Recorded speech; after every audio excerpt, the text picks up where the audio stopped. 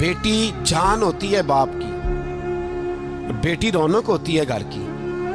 एक आदमी के 11 बेटे हैं तो मुझे एक दफा कहने लगा दुआ करें अल्लाह मुझे बेटी भी दे। तो मैंने कहा 11 बेटे हैं, कहने मेरी तो मंजी नूं रोना भी किसे नहीं, बेटे तो नहीं ये काम करते, तो दुआ करें अल्लाह बेटी दे, मेरी चारपाई के पास तो कोई बैठे। ओ भाई बेटी जो इतने वकार वाली हुई तो आप पढ़िए ना, हजरत दाहिया कल्बी कहते मैं मौजूद था जब वो शख्स आया था। शख्स ने आके अर्ज की या रसूल अल्लाह सल्लल्लाहु अलैहि वसल्लम मैंने 100 बच्ची जिंदा दफन की है, जिंदा दफन। और कहते हैं मेरी अपनी बेटी, मैं सफर पे था तिजारत पे, तो मेरे पीछे से मेरे घर में बेटी हो गई, मेरी बीवी ने अपने मेके जाके छुपा दी।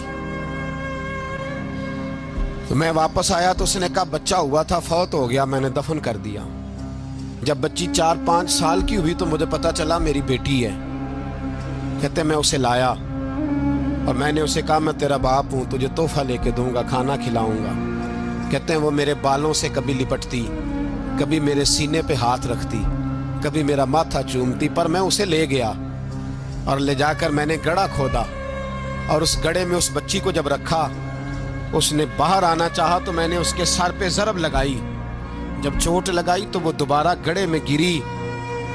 मेरा वैसे विजदान कहता है कि जब से मिलाद हो गया है, आज किसी बाप की बेटी अगर चारपाई से गिर जाए तो शायद वो सारी रात सो ना सके कि बच्ची गिर गई है मेरी। कहते मैंने चोट लगाई, सर पे खून बहा तो वो गिरी, मैंने मिट्टी डाली, वो अब्बा जी कहती रही।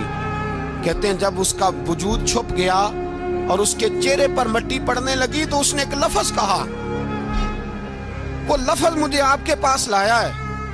वो बेटी कहने लगी है अल्लाह बता तेरा रहमत लिल आलमीन नबी कब आएगा।